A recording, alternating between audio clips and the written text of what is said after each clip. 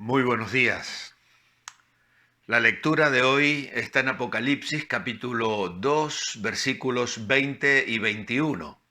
Pero tengo unas pocas cosas contra ti, que toleras a esa mujer Jezabel, que se dice profetiza, enseñe y seduzca a mis siervos a fornicar y a comer cosas sacrificadas a los ídolos. Y le he dado tiempo para que se arrepienta, pero no quiere arrepentirse de su fornicación. También tenemos unas lecturas sugeridas en el primer libro de Reyes, capítulo 16, versículo 31, y el segundo libro de Reyes, capítulo 9, 32 al versículo 37, aunque no está puesto en el cuadernillo por una errata, que relata el final de la vida de Jezabel, esta mujer a la que se menciona en la carta a Tiatira, y como vemos, dice, le he dado tiempo para que se arrepienta y no quiere arrepentirse de su fornicación. Dice que enseñe y seduce a mis siervos a fornicar y a comer cosas sacrificadas a los ídolos.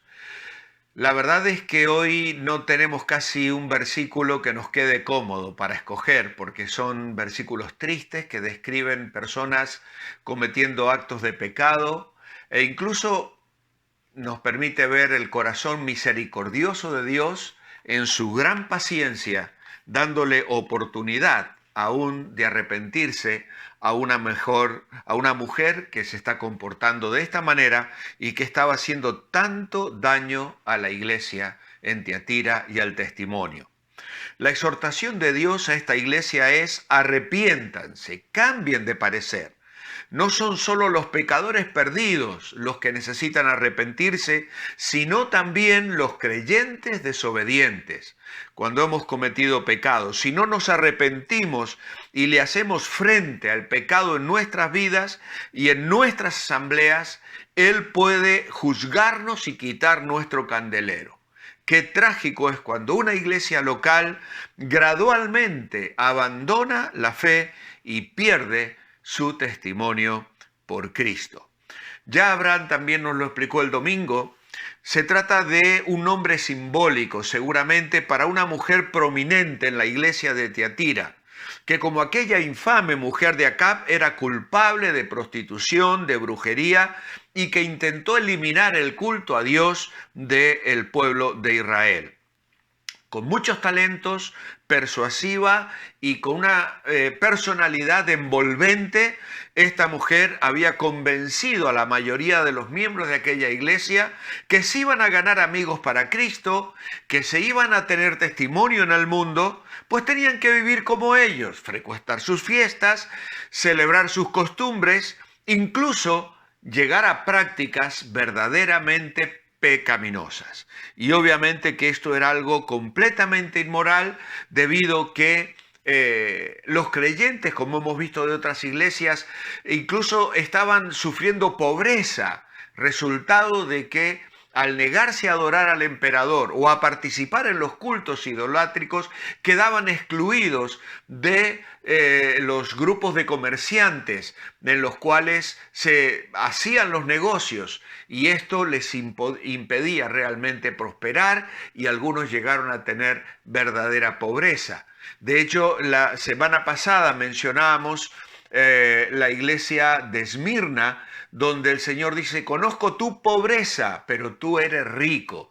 Y hemos hablado de esto, acerca de creyentes que estaban padeciendo pobreza material por causa de mantener la fe y la santidad. Así que la conclusión es que lo que esta iglesia en realidad necesitaba era santidad, santidad y pureza. El Señor en su misericordia otorgaba oportunidades para que esto fuera corregido. Ahora bien, cuando miramos la historia de la Biblia, de hecho Abraham nos mencionó también a David y Betsabé, realmente en el Antiguo Testamento sobresale de una manera muy particular. David estaba viviendo las mejores épocas de su reinado, el mejor tiempo, tenía aproximadamente 50 años, la estabilidad económica de Israel se había consolidado y junto a las victorias de su ejército en el campo de batalla, todo marchaba tan bien que de hecho David se queda en el palacio administrando las cuestiones internas de su reino y ya no sale a la batalla con sus ejércitos. Por lo tanto, aquí ya tenemos una primera lección. Nuestros momentos de mayor peligro no son cuando las cosas se ponen difíciles. El sufrimiento nos hace mejores personas, dijo una conocida periodista una vez aquí en España. Y sin duda, el sufrimiento, los tiempos difíciles nos hacen personas dependientes. El sufrimiento saca a flote nuestra debilidad. Pero cuando las cosas están bien, cuando en la iglesia no hay problemas, cuando no hay problemas en nuestras vidas, cuando no vivimos bajo cierto tipo de presión en la vida diaria, enfrentando al enemigo y luchando con situaciones difíciles, entonces tendemos a relajarnos. Y lamentablemente, cuando nos relajamos, dejamos de depender de Dios. Eso hace que nos volvamos orgullosos, confiados en nosotros mismos.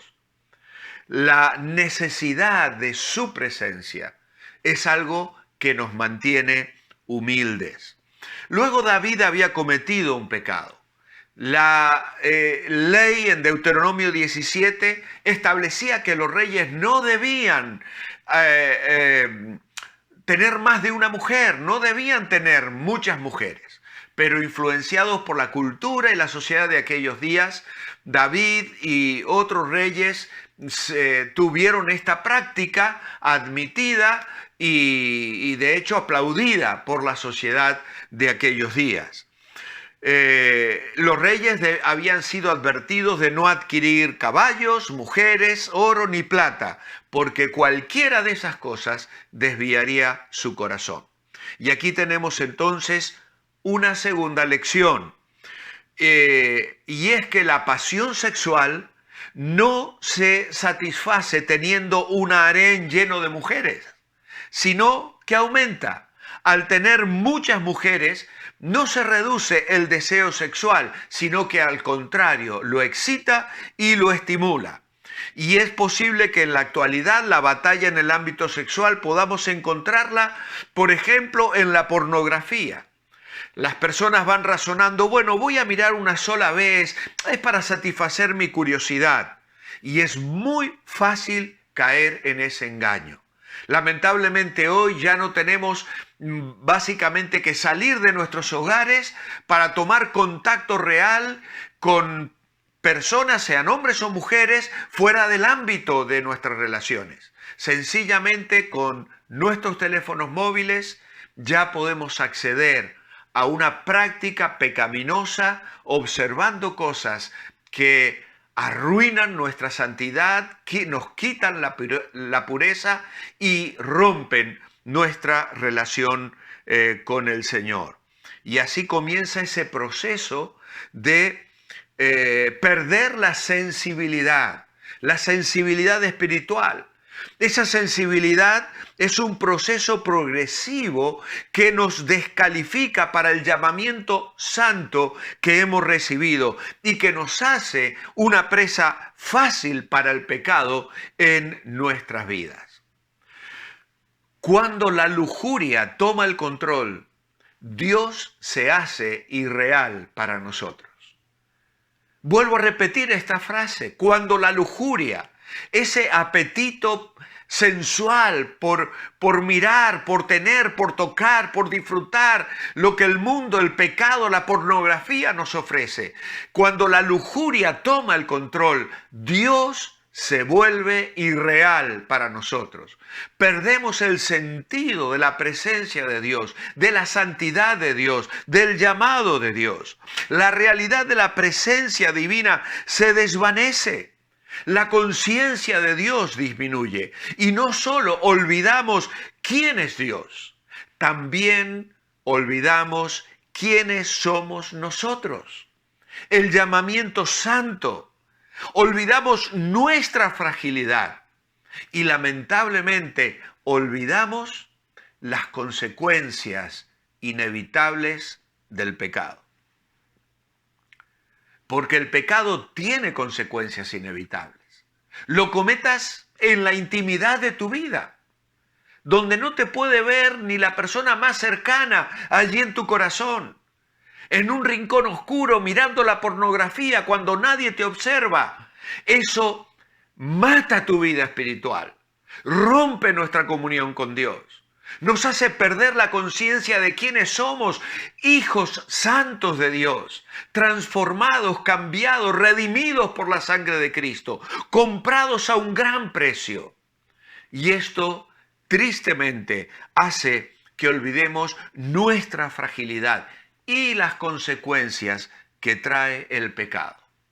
Si David hubiera podido ver las consecuencias de su pecado, lo que traería para su vida, nunca habría dado ese paso fatal. Si David pudiese ver lo que sucedería con su hogar, con sus hijos, con su mujer. Betsabé quedó embarazada. David mandó llamar inmediatamente a su esposo y terminó dando órdenes para que le asesinaran. ¿Por qué? Porque aquel hombre, aquel soldado le dio un ejemplo de resolución, de convicción, de autodisciplina. Incluso borracho, Urías era mejor persona que David sobrio. Y sin embargo, Urías perdió la vida. Nos parece tremendamente injusto, ¿no? Pues esto nos lleva otra vez a un pensamiento que hemos tenido estos días atrás acerca de cómo sobrevaloramos la vida. Es cierto, sí. Urías no tuvo hijos, que sepamos, no vio crecer a sus nietos. Era un soldado fiel. Y perdió muchas cosas que esta vida para nosotros son maravillosas. Pero es que Dios no es injusto. Y Él está en la presencia de Dios en la eternidad. Y lo que Dios ha ido a preparar para aquellos que le aman y que son fieles es algo que nosotros no podemos ni siquiera imaginar. Así que Urías tiene su recompensa por su fidelidad en la gloria eterna. Ahora David llegó a una triste condición, cegado por su pecado. Y entonces nos deja esta lección acerca de la inmoralidad sexual. Esta mujer profetisa estaba seduciendo a la iglesia de Tiatira, llevándola al pecado. Y las consecuencias que esto habría de traer sería verdaderamente terrible para la iglesia. Por eso el Señor escribe a esta iglesia: el Hijo de Dios, el que tiene ojos como de llama de fuego y pies semejante al bronce bruñido. Amado hermano, hermana, los ojos del Señor miran tu vida, conocen tu intimidad y traen juicio. Juicio cuando hay pecado no confesado. Y tal vez esta mañana el Señor esté llamando tu corazón al arrepentimiento. Mañana vamos a hablar un poquito más sobre este tema del arrepentimiento. Porque Jezabel no quiere arrepentirse. No quiso arrepentirse. Y Dios tuvo que entrar en juicio en su vida. No tiene por qué ser así en tu vida ni en la mía. Podemos hoy levantar nuestro clamor en sincero arrepentimiento delante del Señor. Y mi oración escrita es: amado Padre, ayúdame a vivir en santidad y pureza. Que la realidad de tu presencia en mi vida sea algo tan poderoso que me ayude a rechazar el pecado y las tentaciones de Satanás. Que sea tu palabra la que ilumine cada día mi corazón, mi mente y mi andar. En tu nombre, amén. Os espero mañana. Que el Señor os bendiga.